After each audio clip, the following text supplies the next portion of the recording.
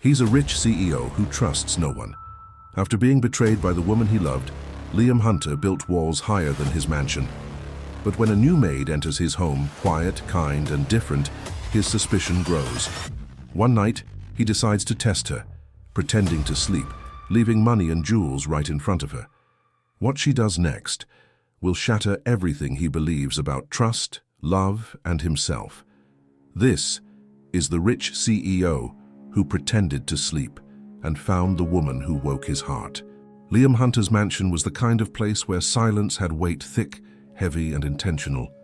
Every inch of polished marble reflected not just wealth, but control, and Liam clung to that control like armor. People disappointed him. Love betrayed him. Trust was a luxury he could no longer afford. When Sophie Bennett walked into his life, kind eyes, calm smile, refusing tips, he felt something shift, something he didn't want to name. She was different, and that difference made him suspicious. He'd seen that look before, gentle, selfless, almost too good to be true. In his world, kindness always came with a price tag. The last person who smiled at him that way left with half his company's secrets and a heart he'd buried under layers of cynicism. Sophie's refusal to accept extra pay felt less like humility and more like a trap waiting to close. So, one evening, after another day of watching her glide quietly through the house, Liam devised a plan. He would leave temptation right in front of her, a gold watch, his wallet, and an envelope of cash on the coffee table. Then he would pretend to fall asleep in the armchair, feigning exhaustion from work. The test was simple. If she was truly as good as she seemed, she would walk away. As the night deepened, the soft hum of the rain tapped against the tall windows. Sophie entered the room, unaware of his deception. She moved like a whisper, her presence calm, her steps precise. Her gaze fell on the valuables scattered before her, a scene that could ruin her life if misinterpreted. She didn't reach for any of it. Instead, she looked at Liam, sighed softly, and disappeared for a moment. When she returned, she was holding a blanket. Carefully, almost reverently, she covered him, tucking it around his shoulders so he wouldn't catch a chill. Her hand lingered for a second, not in affection, but in quiet pity. Liam fought the urge to open his eyes, his heart hammering with confusion. What kind of person does this, he wondered, especially when no one's watching? The moment stretched endlessly. When Sophie finally left the room, Liam sat in the dark, staring at the shadows where she'd stood. His chest felt tight, unfamiliar. He'd set a trap for deceit but found decency instead, and it unnerved him more than betrayal ever had. He rubbed his temples, unsettled by the kindness he couldn't explain. That night, sleep eluded him. He replayed every second in his mind, the quiet rustle of the blanket, her calm expression, her unshakable composure. It didn't make sense. Was she just a good actress? Or had he finally met someone who wasn't playing a game? The uncertainty gnawed at him, louder than the ticking of the clock. For a man who prided himself on control, confusion was the most dangerous emotion. He hated how it made him feel vulnerable, curious, almost hopeful. By morning, the decision was made. He needed to know who Sophie Bennett really was. Not the employee, not the facade, but the truth beneath her silence. When he walked into the kitchen the next day, Sophie greeted him with her usual quiet politeness, unaware of the turmoil she'd stirred. He studied her like a puzzle, every movement, every word, every small act. Somewhere between his doubts and her grace, something human began to thaw. He just didn't recognize it yet. For the first time in years, Liam Hunter wasn't sure who he was, the cold CEO who trusted no one, or the man who secretly wanted to believe in someone again. And that uncertainty terrified him more than any betrayal ever could. Sometimes, the smallest actions reveal the biggest truths. What would you have done in her place? If you want to see how this story unfolds, subscribe now and join us in the next chapter of Liam and Sophie's journey. The following days carried a tension that only Liam felt. Sophie continued her work as usual, polishing silver, arranging flowers, and humming softly under her breath. There was no trace of guilt, no hidden agenda in her gestures. That made it worse. How could someone be so good without wanting anything in return? He'd spent years believing every kind act was a transaction. Now, she was breaking that logic apart, piece by piece. He caught himself watching her from his office window as she tended the garden. The wind tugged gently at her hair, sunlight catching in the loose strands. There was a peace in her movements that contrasted violently with the chaos inside him. Liam hated how drawn he felt, not by desire but by curiosity. He wanted to understand her. Maybe then he could stop feeling so exposed. That night, he found himself in the living room again, staring at the same spot where she had covered him. The blanket was folded neatly on the armchair, as if untouched. For some reason, that small gesture, that quiet respect, lingered longer than any grand act of affection. It wasn't pity, it was care. And Liam couldn't remember the last time anyone had cared for him without a motive. George, the old butler, noticed the change. "You've been quiet lately, sir," he remarked one morning as he served coffee. Liam merely grunted in response, unwilling to admit that an employee's kindness had shaken his certainty. "She's a good girl, that one," George continued, smiling faintly.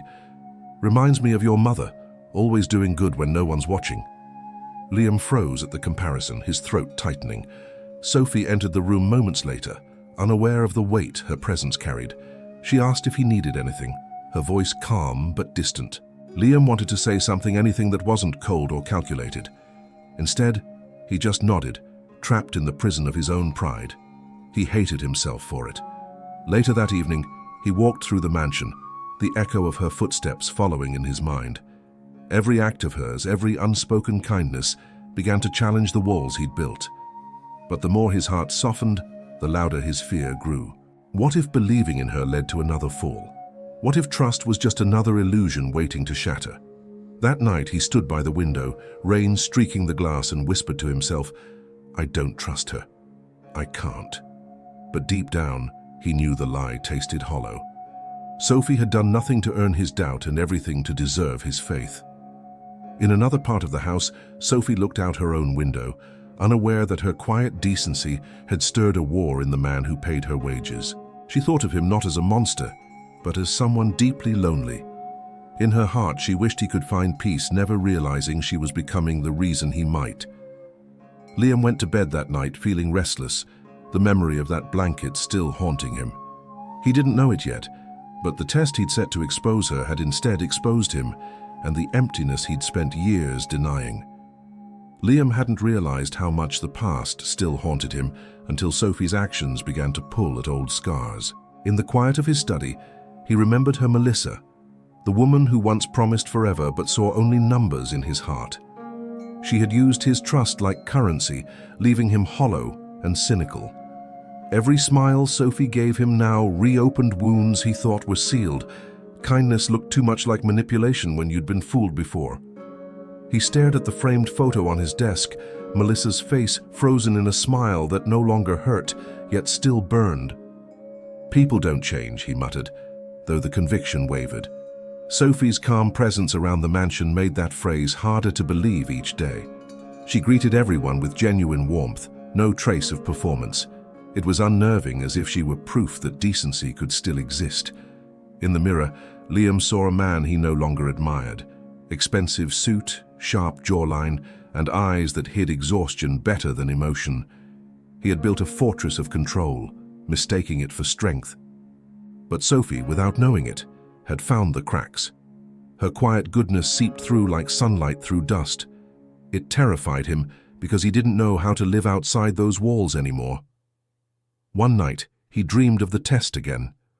Only this time, when Sophie covered him, she whispered, "You don't have to pretend anymore."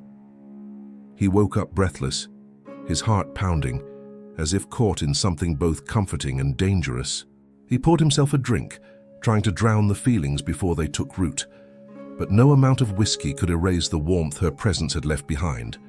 By morning, he'd made a decision. He would learn who Sophie truly was, not out of curiosity, but out of fear, the fear that she might actually be everything she seemed. And if she was, then maybe he'd been wrong about the world all along. From that day forward, Liam observed Sophie in secret. Through the reflection of glass doors, through the corners of hallways, through the calm rhythm of her daily tasks. He watched how she helped the cook lift heavy trays, how she offered tea to George after long hours, and how she smiled at the gardeners like old friends. Every act of kindness was small, but together they painted a picture he couldn't ignore. He began noticing how different the house felt when she was near.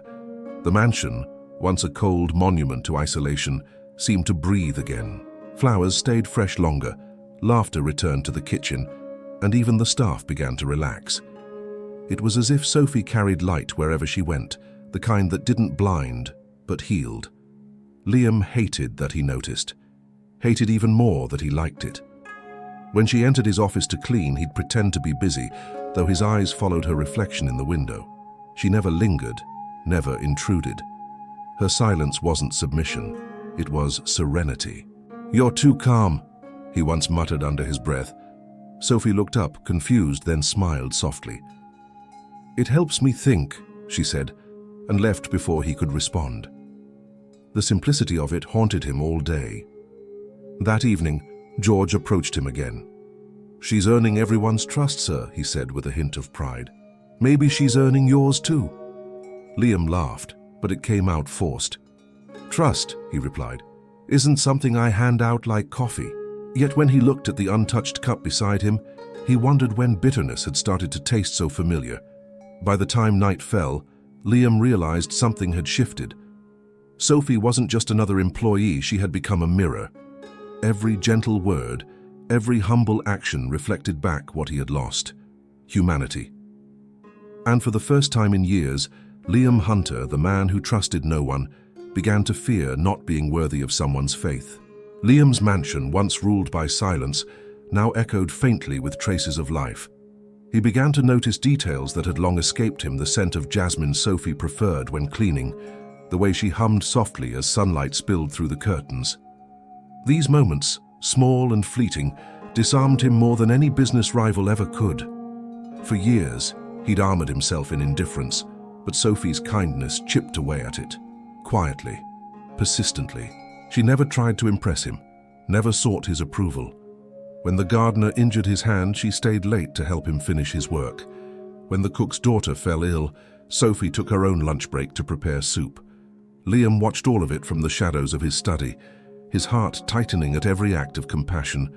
He wasn't used to caring, yet every time she smiled, he caught himself wanting to. That night, he sat alone in his office, staring at the framed skyline outside his window. For the first time, the city lights didn't comfort him, they mocked him. Or the money, or the success, yet he couldn't remember the last time he'd done something kind without expecting something back. Sophie, with her quiet strength, was undoing years of cynicism just by being herself. It was unbearable and mesmerizing all at once. When she entered with tea, he surprised himself by saying, "You work too hard." She smiled faintly, pouring his cup. "Hard work keeps me grateful," she said simply. He wanted to ask why, to understand the source of that grace, but the words caught in his throat. Her answer lingered in his mind long after she left, echoing louder than the ticking clock. As he sat there, the realization settled like a slow dawn. Sophie wasn't changing because of him. He was changing because of her. And for a man who once believed he'd forgotten how to feel, that was both terrifying and liberating. The next morning, the peace Sophie had built began to tremble. Eleanor Price arrived at the mansion elegant, entitled and familiar with Liam's past. She'd been his confidant once, though their friendship now felt like a remnant of another life. When her sharp eyes landed on Sophie, her lips curled into a smile too polished to be kind. "New help?" she asked. Liam nodded curtly, already sensing trouble.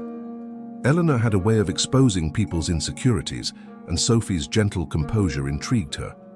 Over dinner, she noticed how Liam's gaze softened whenever Sophie entered the room. It was subtle but undeniable. Jealousy, sharp and venomous, sparked within her. "She's lovely," Eleanor said sweetly. "Though one must be careful, appearances can be deceiving." Liam ignored her, but the words landed heavier than he wanted to admit. Later that night, Eleanor wandered the halls with a glass of wine, her mind twisting with spite. When she reached Sophie's small quarters, she slipped inside, her movements silent as poison. From her purse, she removed a delicate diamond bracelet, her own, and placed it carefully inside Sophie's drawer. "Let's see how perfect you really are," she whispered, smiling to herself. The next morning, chaos erupted. Eleanor claimed her bracelet was missing, and after a brief, cruel search, George found it among Sophie's things. The look on Sophie's face, wide-eyed, hurt, unbelieving, would haunt Liam forever.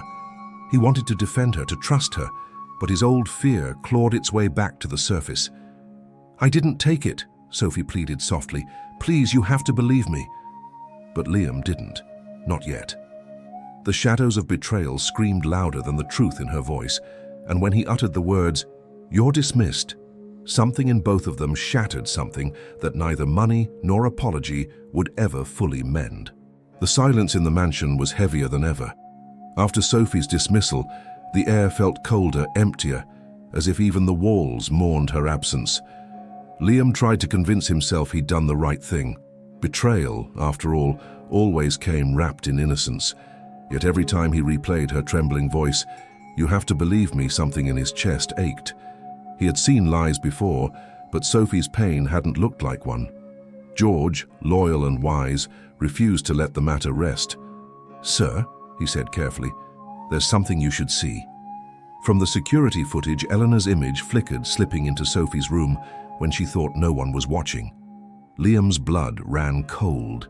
The truth struck him harder than any betrayal ever had. He had become exactly what he despised, someone who punished honesty because it scared him. He drove to Eleanor's penthouse that same night, his fury quiet and precise. When she opened the door, the smugness on her face confirmed everything. "You always did fall for the wrong kind of girl," she said mockingly. Liam's jaw tightened. "No," he replied coldly, "just the wrong kind of friend." He left without another word, feeling more disgusted with himself than with her. Back in his office, the storm outside mirrored the chaos inside him. He had fired an innocent woman, broken someone who had only shown him kindness. He poured himself a drink, but the burn of whiskey did nothing to numb the guilt. For years he'd believed trust was weakness. Now he realized suspicion could destroy far more than it protected. That night, sleep refused him. Instead, he sat in the dark, replaying her every gesture, her smile, her calm, the blanket she once placed over him. The memory that once unsettled him now haunted him. For the first time, Liam Hunter wished he could undo time. But some wounds required more than words to heal. They demanded humility. By morning, the mansion felt like a mausoleum of regret. Liam couldn't stand the silence anymore. He grabbed his coat and keys, determined to find her. The city blurred past him in streaks of grey, rain cutting across the windshield like punishment. He didn't know where to start until he remembered her mentioning the hospital district once when talking about her mother's treatments. That was his only clue. Hours later, he found her in a small rundown clinic. Sophie was sitting in the waiting area, her uniform neatly folded beside her, exhaustion shadowing her eyes.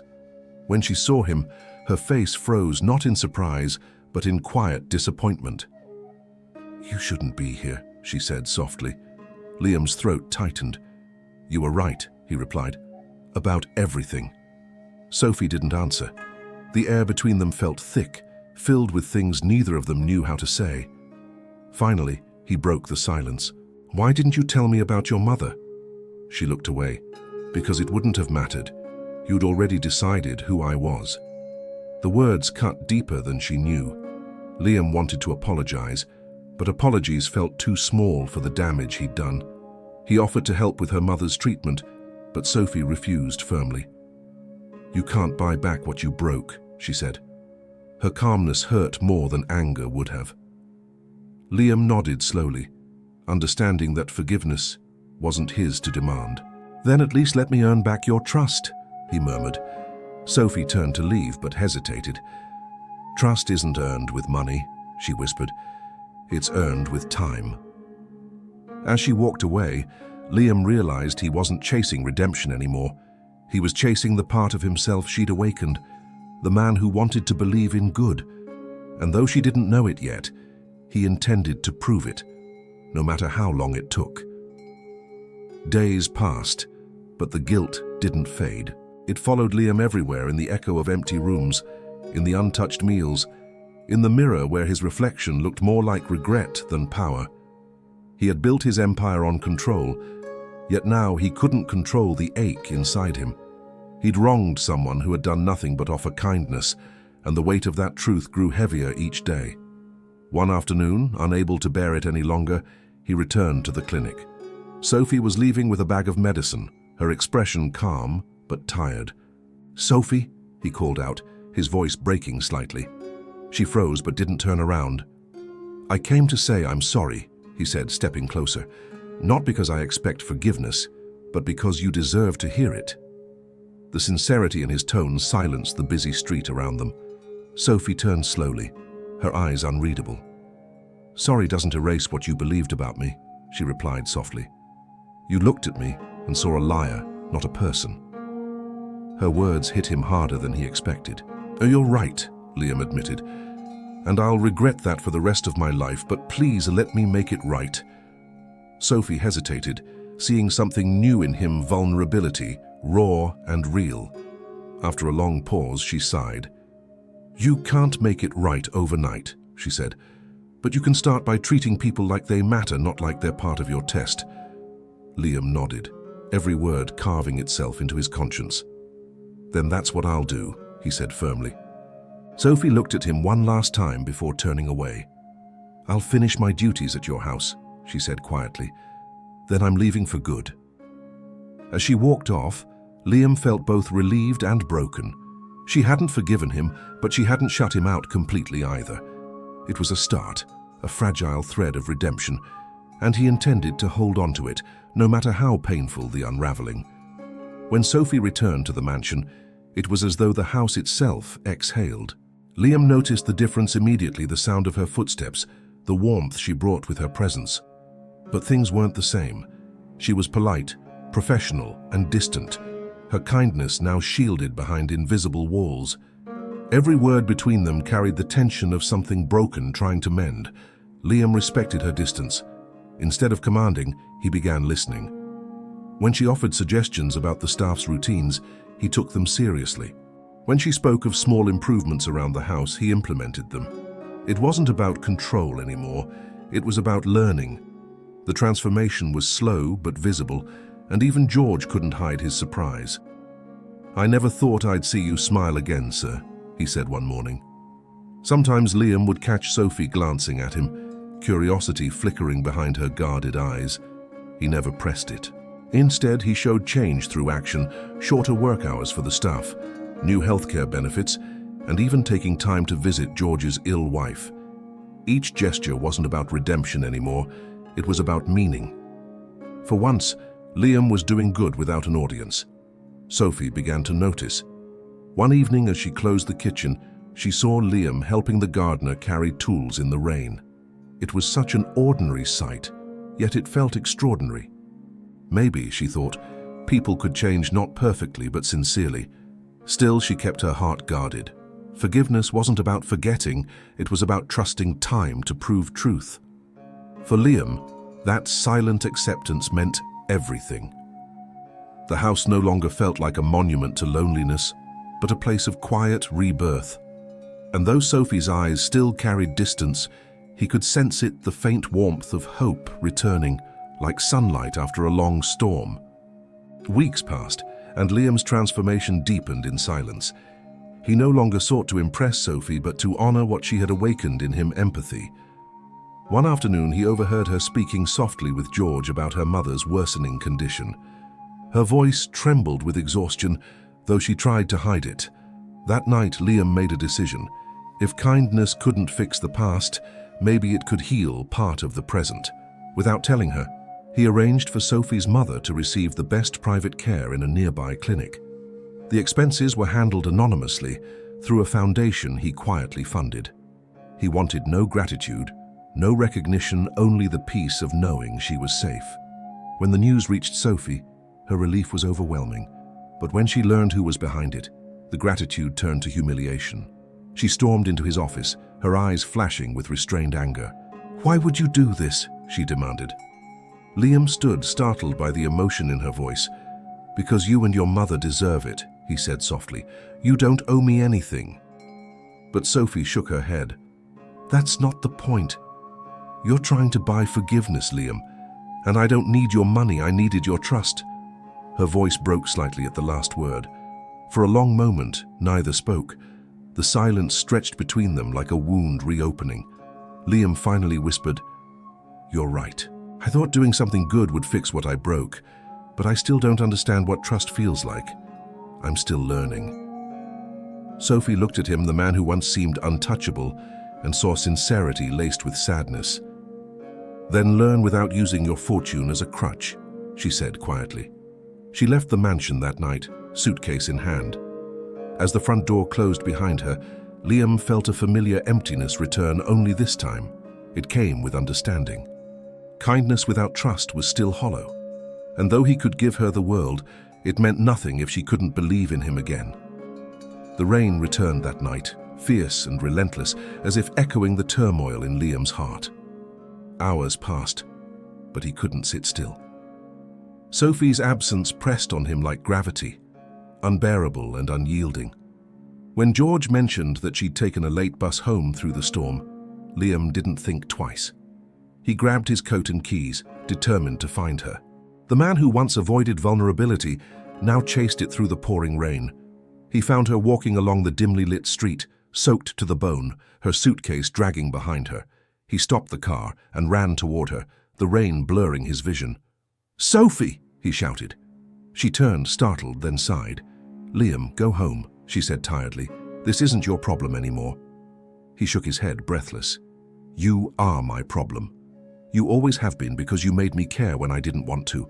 The words tumbled out, raw and unpolished. "I've lived my whole life thinking kindness was weakness," he confessed, voice cracking. "You proved me wrong, and it terrified me. I don't know how to love right, but I want to learn. With you."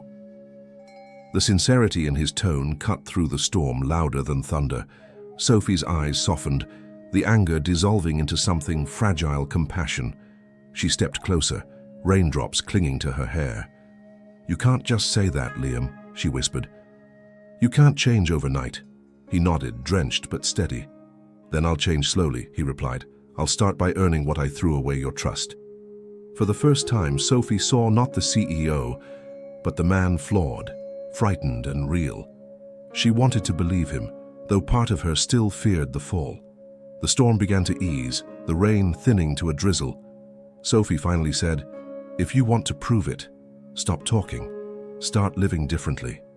Liam smiled faintly. "Then that's what I'll do." As they stood in the quiet aftermath, something unspoken passed between them, not forgiveness yet, but the fragile seed of hope, waiting for morning to bloom. The morning after the storm brought an unexpected calm.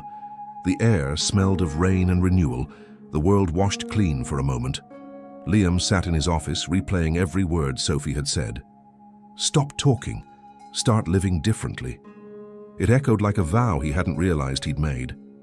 He cancelled meetings, ignored calls, and began focusing on something far more important than numbers, becoming the man Sophie believed he could be. His transformation began quietly.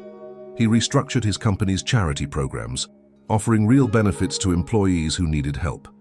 He visited staff personally, asking what they wanted, changed something the old Liam would have called a waste of time. But now, it felt meaningful. Each conversation reminded him of Sophie's honesty, her warmth, and how she never treated anyone as less. Her influence was everywhere, even in her absence. Weeks passed before she agreed to see him again. When she did, it wasn't at the mansion, but at the clinic where her mother was recovering. Liam arrived without a suit, just a simple sweater and tired eyes. Sophie noticed immediately he looked human. "You're different," she said softly. "Trying to be," he answered.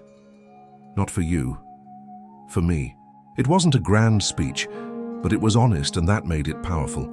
They sat outside the clinic, the breeze gentle against their faces. Sophie watched him with a cautious heart, waiting to see if his actions matched his words. "People don't change easily," she said after a while. Liam smiled faintly.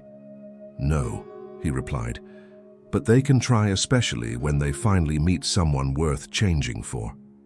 The sincerity in his voice disarmed her walls more than she wanted to admit. When he left, Sophie found herself smiling for the first time in weeks. Trust was still fragile, but maybe, just maybe, he was proving that redemption wasn't a performance, it was a process.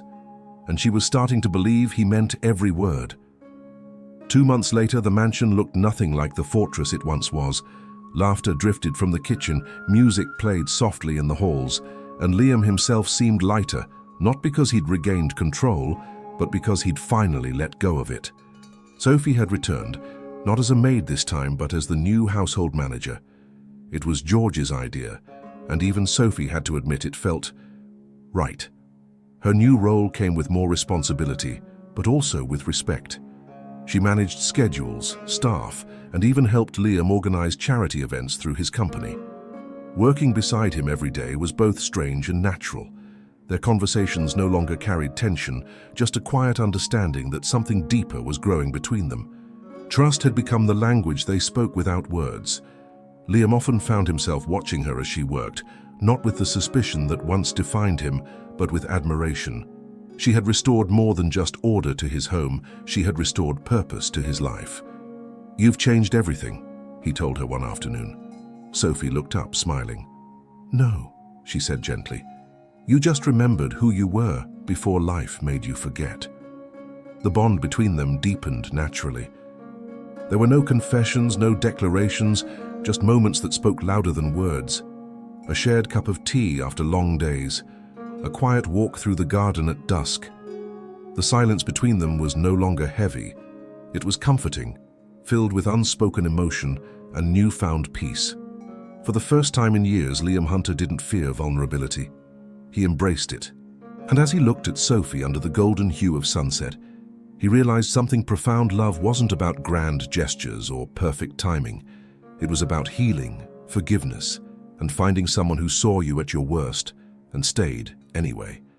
A year later, the world around Liam looked different, not because of the wealth he'd built, but because of the meaning he'd finally found in it. The mansion that once felt like a museum of loneliness now thrived with warmth, laughter, and purpose. Sophie's mother had recovered, and Sophie herself had become the heart of everything he did. The cold, calculating CEO had been replaced by a man who valued people more than profits. And for the first time, Liam Hunter felt rich in ways money could never measure. He launched a foundation in Sophie's name, the Bennett Trust, dedicated to helping working women in need. The press called it a rebranding of image, but those who knew him saw the truth. It wasn't an act, it was redemption made tangible. Sophie, though hesitant at first, eventually accepted her role as director. "It's yours as much as mine," Liam said. "You taught me what real wealth looks like." She smiled, touched but humble. "Real wealth isn't owned," she replied. "It's shared." Their partnership deepened beyond the foundation. They spent mornings reviewing projects and evenings walking through the gardens that had once been silent witnesses to their pain. Sometimes they didn't need to speak at all. A glance, a soft laugh, or the brush of hands was enough. The connection between them had grown from respect to trust, and from trust to love. It wasn't perfect, but it was honest, and that made it sacred. One night, as they stood on the mansion's balcony watching the city lights, Liam turned to Sophie and said, "You know, I used to think trust was something you could lose once and never get back." Sophie looked up at him, her expression tender. "Maybe that's true," she said softly, "but sometimes life gives you someone who helps you build it all over again, stronger this time." He smiled, his heart full. "You were that someone." The wind swept gently around them, carrying away the ghosts of who they once were. In that moment, Liam realized that the true test hadn't been about money, honesty, or betrayal. It had been about love's ability to rebuild what fear had destroyed. As dawn began to rise, casting gold across the horizon, he whispered the truth he'd waited a lifetime to understand.